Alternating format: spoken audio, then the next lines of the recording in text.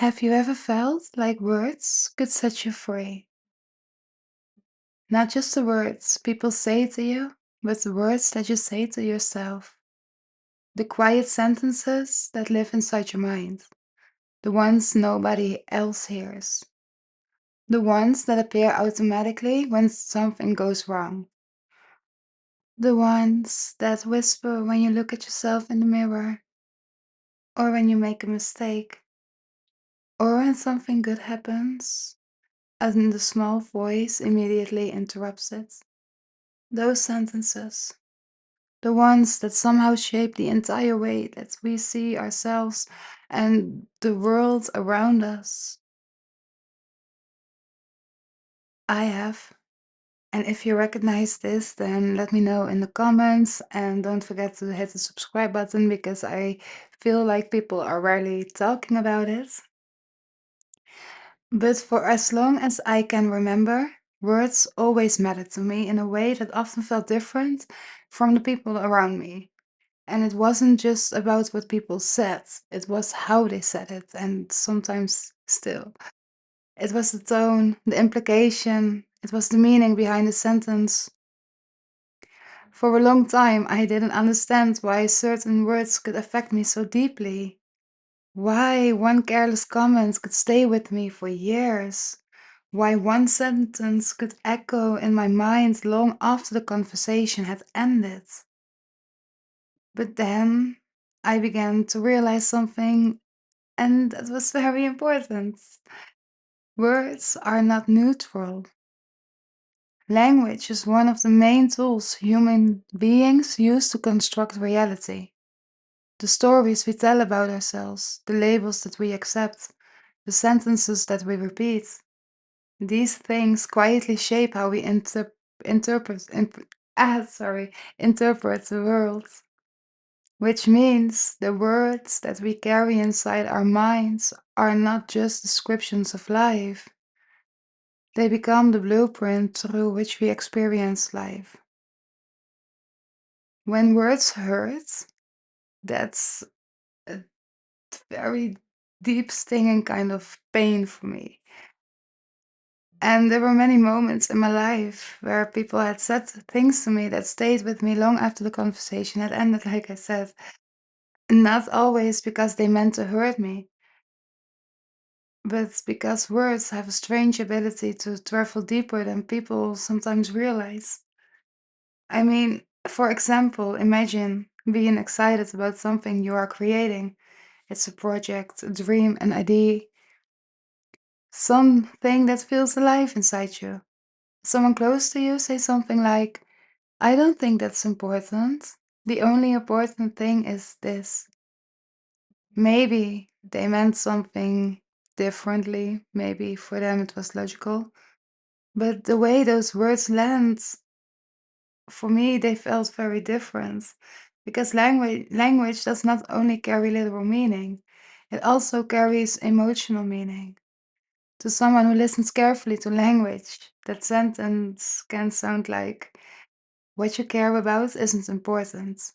What you're building, it doesn't matter to me. What excites you is not worthy of any attention. And then suddenly the conversation isn't longer about the project or the dream. Then it becomes about worth, about validation, about whether or not my voice matters. And when those moments happens repeatedly, something else begins to form, an eternal reaction. I start defending myself. I started to explain myself. I try to justify myself why that specific thing matters. And then another sentence appears. That's not what I meant. You're misunderstanding. You're too sensitive. This is a very common dynamic in human communication. One person focuses on intention and the other person experiences impact. But the human brain does not process language only through logic. It also processes language emotionally. Words trigger memories, they trigger associations, past experiences. which means even a casual sentence can activate something deep inside someone's mind. And sometimes those sentences stay there, repeating themselves quietly for years. And that realization led me to something that was to me even more interesting. The most powerful words we hear in our lives are, well, often spoken at first by other people. They are the ones that we repeat to ourselves.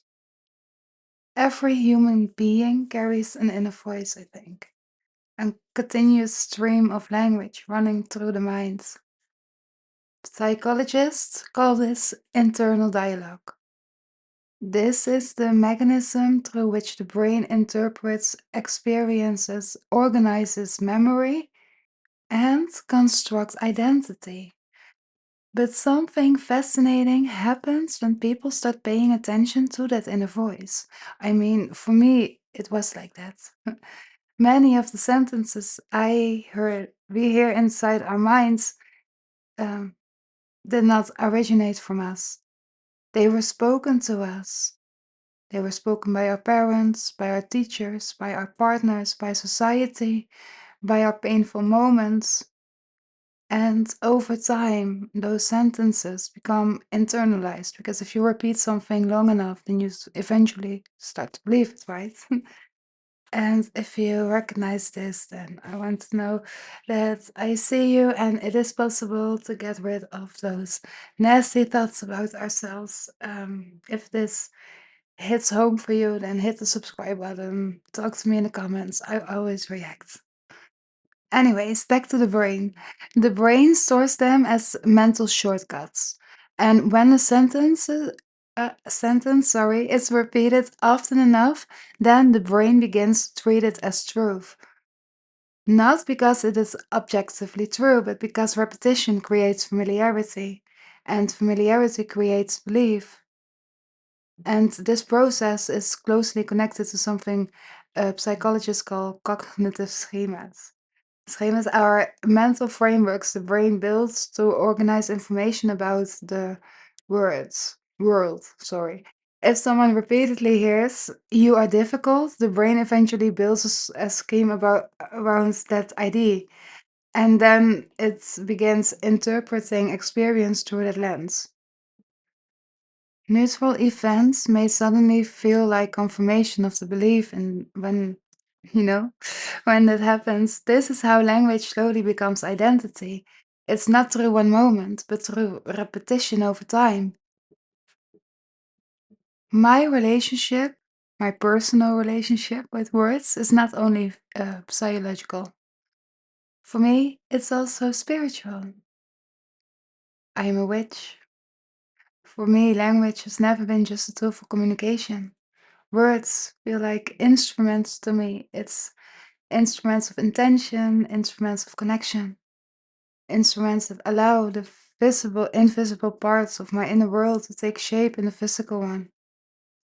When I pray, I am not just speaking into the air. I am organizing my thoughts, I am aligning my emotions, I am creating a moment of reflection where chaos becomes something that's understandable to me. Prayer isn't always about asking. For me, praying is about listening. Sometimes, for me, it is about acknowledging the complexity of being human. And sometimes it's about gratitude. So, spells, in their simplest form, work in a similar way. They focus intention, they use repetition, they create structure for the mind, and I use it to manifest also, of course. In many traditions, the act of speaking words allows belief to anchor intention in reality. But even outside of spirituality, we can see that speaking words has a powerful psychological effect. When we speak something out loud, we hear it. Our brain processes it. Our nervous system responds to it. In this way, language becomes a bridge between thought and experience. I talk to my ancestors. They sometimes give a literal response when in meditation or when having a download or something like that. But it's more about, for me, it's more because it reminds me that my life exists inside a much larger story. I mean, generations lived before me. They experienced love, they experienced loss, war, survival, hope. And when I speak to them, it grounds me in that long chain of human experience. It reminds me that I am not alone in carrying the complexity of being alive and in experiencing the human suffering. I also talk to my guides. I talk to myself. I talk to myself a lot. And I also talk to God. Sometimes I pray for strength to overcome a difficult situation. Sometimes I talk to God for gratitude, to give gratitude. And sometimes it is just simply an attempt to process the collective trauma of the world. Because the world carries pain that does not belong to one person alone.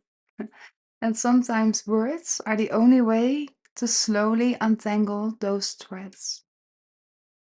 And for this chapter, I would like to give a trigger warning because I'm going to name specific things that happen. So it's related to you call it domestic abuse and sexual abuse. So if you want to um, skip this part, then please go further, like 6 or 7 minutes.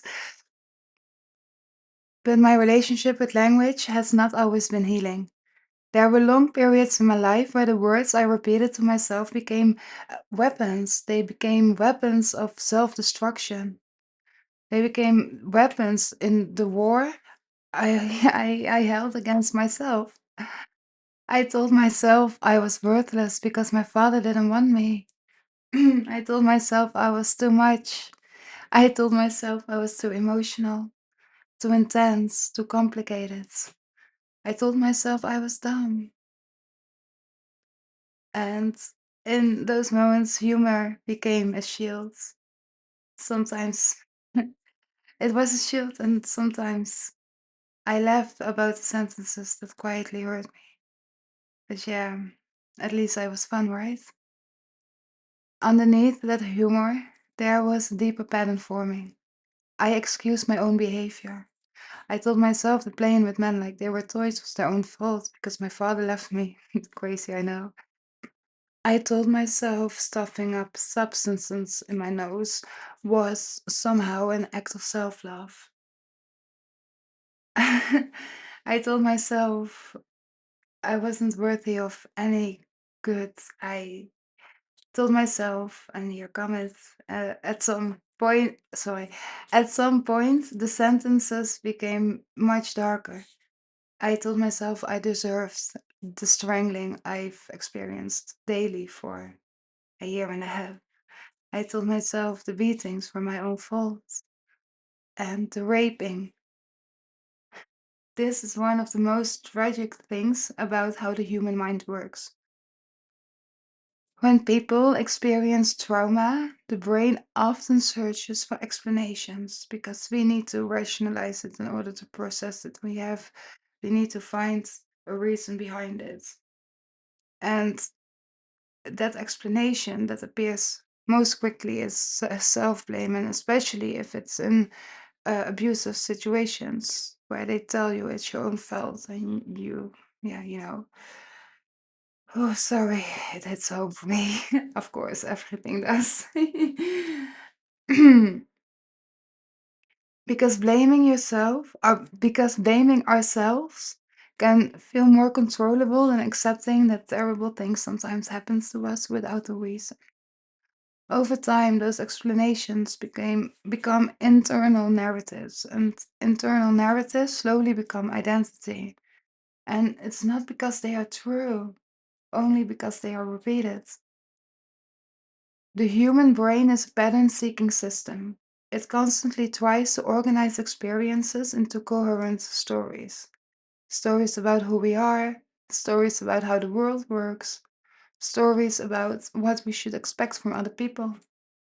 When a sentence is repeated often enough, the brain begins to treat it as part of that story. The schemas that I talked about earlier, this is closely related to that. And they are mental frameworks that can help us interpret information quickly, but they also can trap us. And if we believe that we are difficult to love, then our brain will start scanning our environment for evidence that confirms that belief. It isn't something that we do consciously, but it is something that we have to be aware of. And a neutral interaction may suddenly feel like rejection, a misunderstanding may feel like abandonment, and the brain filters reality through the story it already believes. And that means that language is not just describing our lives, it is shaping the lens through which we see our lives. Of course, there's also a different aspect to talk about. Across human history, words have rarely been treated casually. In most spiritual traditions, language carries sacred significance. In Christianity, prayer is repeated daily not only to request help, but to align the believer's mind with spiritual values. In Hindu traditions, mantras are spoken thousands of times during meditations. I believe it's repeated 109 times. I know that it's a Samala that they counted with. The repetition is believed to quiet the mind and alter consciousness, and I can say this.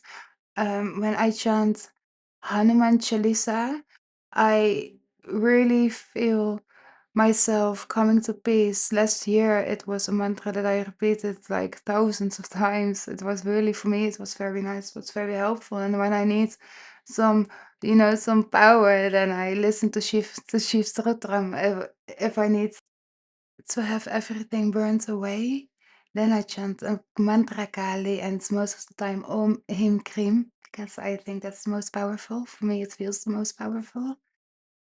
And it's not only in Hindu. I know that Buddhism is like a side piece. I need to say it comes from Hinduism. I know it's the seventh or eighth avatar from Lord Krishna, I believe, or Lord Ram. Please, if you, I'm not sure anymore. If you know, please put it in the comments. Um, and that's where Lord Buddha, came from. So I know that, but also in Buddhism, chanting helps practitioners focus attention and cultivate compassion. And in Islam, reciting verses from the Quran is considered both a spiritual and emotional practice. Even outside organized religion, indigenous traditions around the world treat spoken words as living forces. Ceremonial language is used to heal, it's used to bless, to guide, to mourn. Across continents and across centuries, the same idea appears again and again. Words carry power. And it's not only because words are magical in themselves, because they are. There's no going around about it. But because they shape the inner world of the person speaking them. Long before psychology or neuroscience existed, ancient cultures had their own explanations for the power of words. In ancient Egypt, there was a belief that creation itself began through thought and speech. The god Ptah was said to have created the world through language, the universe spoken into form. In Norse tradition, and I want to give a shout out to all my pagans out of there, runes were not simply letters. They were symbols believed to contain meaning and power. And To carve a rune is not only to write, it is to activate a symbol connected to story, identity, courage, power, money, blessings, protection. Each rune has its own meaning. In Hebrew mysticism, I hope I speak it, I don't know, but it's okay. It's almost end of the time, so please give me a little bit grace. In Hebrew mysticism, particularly within the Kabbalah, there is the belief that the universe itself is structured through combinations of sacred letters and sounds. Even in storytelling traditions, naming something was believed to give you influence over it. Knowing the name of a spirit, knowing the name of an illness, knowing the name of a place, names gave structure to experience. Our ancestors may not have used the language of neuroscience, but they clearly understood something fundamental. Words shape the way humans experience reality. I have a lot more to say about this certain subject. However, I'm going to split it in two parts. So, for the second part, stay tuned. If this content resonates with you, don't forget to leave your reaction in the comments, interact with this video, like, subscribe. It helps me, it keeps me motivated, and I really need it. So, thank you for that. Thank you for listening. And I see you soon at part two. This was Nyx. Remember, frequency is power. Bye.